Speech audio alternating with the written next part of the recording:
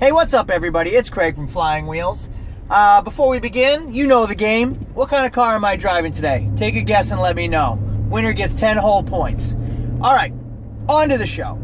I got a call this morning from somebody. One of my viewers, subscribers, whatever you want to say. Thanks for, first of all, asking questions. Appreciate it. The question of the day was, do you make more money selling cheap cars or expensive cars? Well, the obvious answer, I hope, would be you make more money selling expensive cars. But there are a lot of variables. First off, I started a very small used car dealership years and years ago out of a storage warehouse. And the way I started was with a little bit of money and a lot of cars. A little bit of money meaning a couple $1,000s. So say I had $10,000. A wise man said to me, okay, you have $10,000. Are you going to buy one $10,000 car, or are you going to buy five $2,000 cars?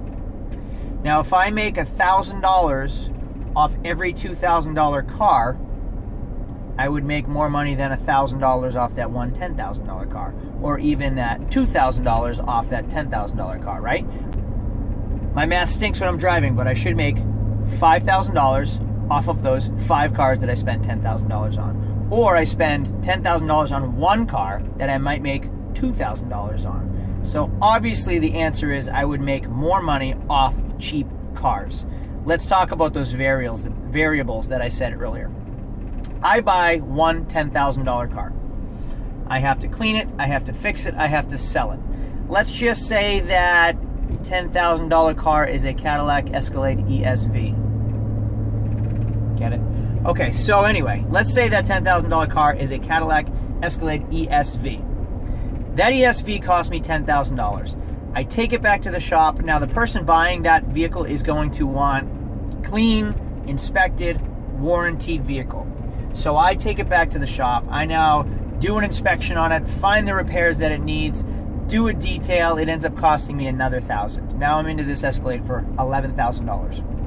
I have to then market it and sell it to somebody looking for an Escalade ESV, which means there's a lot more sitting time on my lot, okay? So it's going to be carrying costs or holding costs, plus time just waiting to sell. Finally it sells, well, I have to mark it up that extra $1,000 that it cost me to sell it, all right? My time. So $10,000 for the car, plus $1,000, and now I have to hold it until I find somebody that wants an Escalade ESV.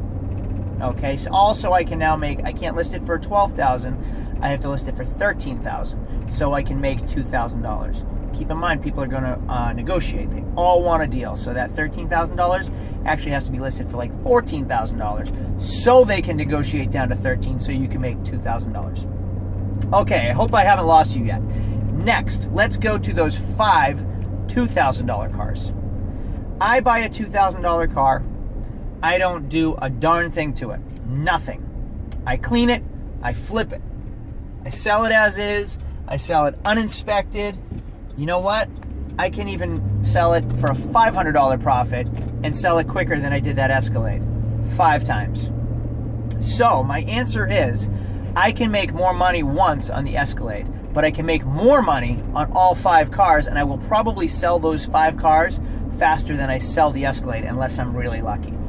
It's more work. I have to clean 5 cars versus 1. So the choice for you is, do you clean 1 car and sit on it? It's an easier job to make less money, or do you buy 5 cars, clean them all, sell them to make more money? That ball is in your hand, okay? It's for you to decide. The reason I say this, I have 2 dealerships. I have my retail dealership and I have my wholesale dealership.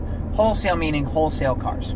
One, Flying Wheels. We sell inspected, clean, warranted cars. The other, as is discount cars. That is the name. It does not get any clearer than that. All right? So when I sell my as is discount car, it is sold out the door, as is, uninspected, no repairs, nothing. There is a far larger profit margin in that vehicle than my $10,000 Escalade, as we had just spoken about.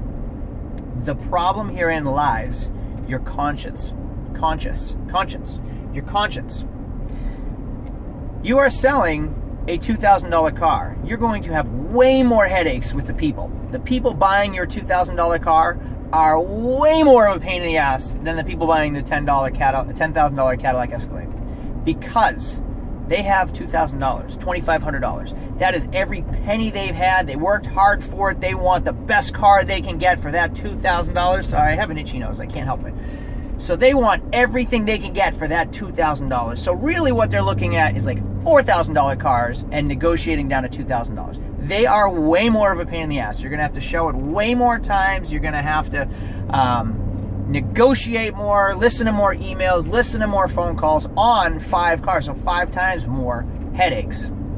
All right, 5 times more risk. When I sell this Escalade, cleaned, serviced, inspected, warranted, it's out the door, customer's happy, I get a good review. Usually I don't get a good review, because if people are happy, everyone's good. No one says anything. If people are mad, they tell everybody. So I'll have a whole new video on reviews. Forget that one. But the customer that buys that $2,000 car that just wants everything they can get for $2,000, if they're unhappy 6 months from now, expect a bad review. Expect a phone call. If it doesn't pass inspection, when you tell them it won't pass inspection, still expect a phone call. So when I said conscience, I know I'm selling an uninspected car. If you are upfront with a customer, listen, I haven't gone through it, I haven't done any repairs, or look at it needs tires, it needs ball joints, your conscience is clear. You told them what you need to do, what they need to do, or that you haven't done anything to it. So they walk into this as a caveat emptor, buyer beware, okay? They should know what they're getting into ahead of time. It is not your problem, it is not your job to tell them what's wrong with the vehicle. If they're buying a vehicle, they need to be looking at it. They need to do their due diligence. They need to take it to a mechanic to get looked at, okay? That's their responsibility. So I will get, on my cheap cars, I will make more money over time. It will be an easier sale, because it doesn't necessarily have to be somebody looking for an Escalade. It's just somebody looking for a $2,000 car. So it's a far wider market for me to sell those 5 cars. So it is easier for me to sell those 5 than the 1. But there'll be more callbacks. There'll be bad reviews. There'll be people calling you an asshole all the time. You're worried if you go to a grocery store and you see that person that you sold a car to, that did it need work? Did it not need work? Are they mad at you? Do they not like you? Is everything okay?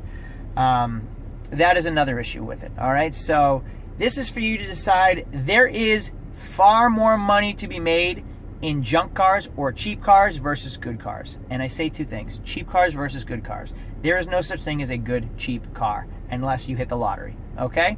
I hope this video was helpful. I hope it didn't confuse you. If it was helpful, do me a favor, give me a thumbs up down below.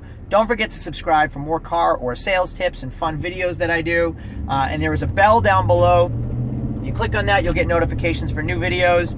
And follow us on Instagram at flying_wheels.